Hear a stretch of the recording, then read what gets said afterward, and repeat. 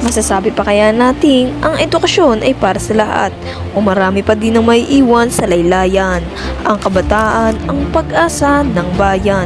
Wika nga ni Rizal, bata pa lamang dapat nauhubog na ang talento at talino sa iba't ibang larangan. Pero kabataan pa nga din ba ang pag-asa ng bayan? O may mga batang hanggang pangarap na lamang ang makapag-aral? Kaya bilang isang kabataang Pilipino, halina't umaksyon at tuliksain ang hindi magandang sistema ng edukasyon. Sumali sa mga kampanya at maging boses sa mga walang boses sa lipunan.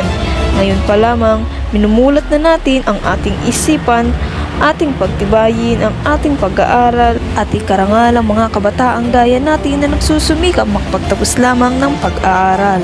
Kaya kabataan, palagi nating tatandaan na ikaw, ako, tayo, ang pag-asa ng bayan.